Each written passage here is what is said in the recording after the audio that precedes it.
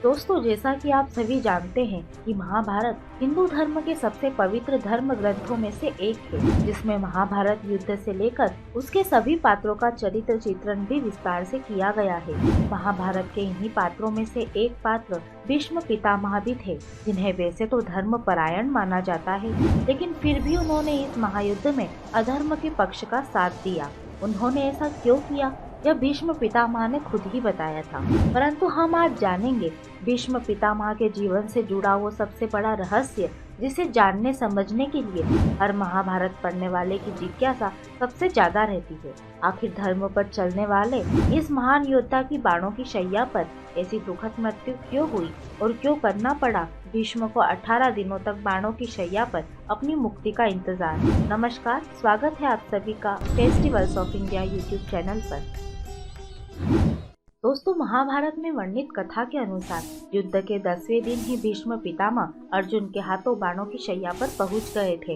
युद्ध कई दिन तक और चलता रहा, लेकिन भीष्म घायल अवस्था में उसी तरह बाणों पर बने रहे।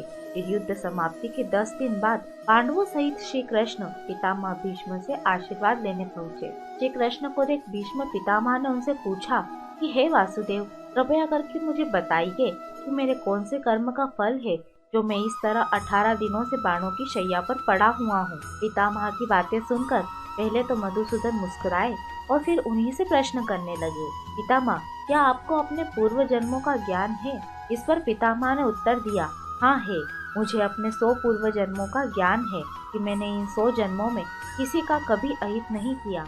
यह सुनकर श्री कृष्ण फिर मुस्कुराए और बोले, पितामह, आपने सही कहा कि 100 जन्मों में आपने कभी किसी को कष्ट नहीं दिया, लेकिन 101वें पूर्व जन्म में जो आपको याद नहीं, इस जन्म की तरह ही आपने तब भी एक राजवंश में जन्म लिया था।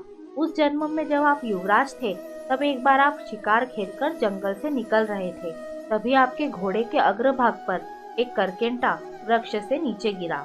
आपने उसे अपने बाण से उठाकर पीठ के पीछे फेंक दिया और वह बेरिया के पेड़ अर्थात एक कांटेदार वृक्ष पर जा गिरा, जिसकी वजह से बेरिया के कांटे उसकी पीठ में धंस गए, क्योंकि वह पीठ के बल ही गिरा था।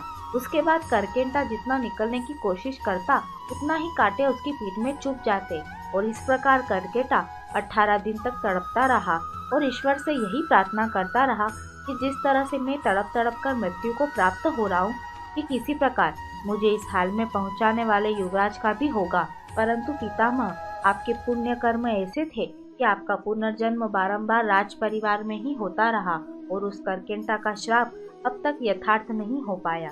इस जन्म में हस्तिनापुर की राजसभा में सबके सामने द्रौपदी का चीरहरण होता रहा और आप मूक दर्शक बनकर देखते रहे, जबकि आप चाहते तो वह अत्याचार होने से रोक सकते थे।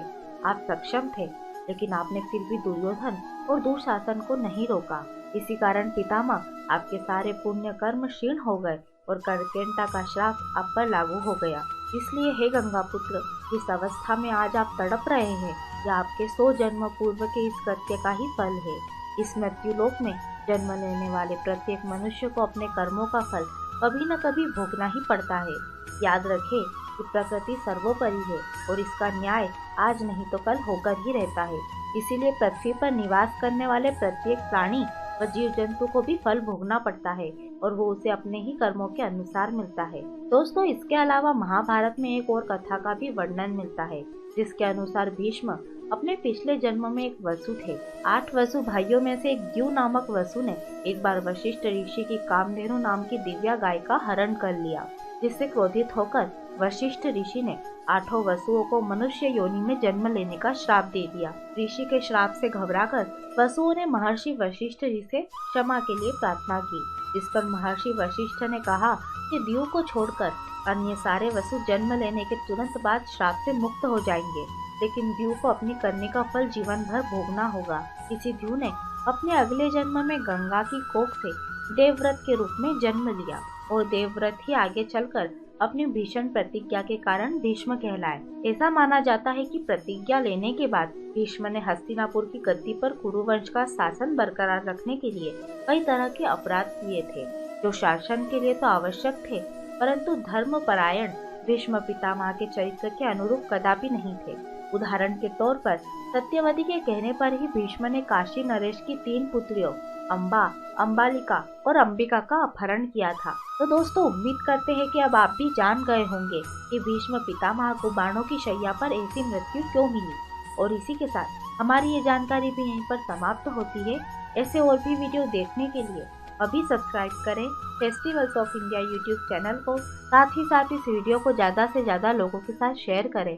हमारे इस वीडियो को अंत तक देखने के लिए धन्यवाद।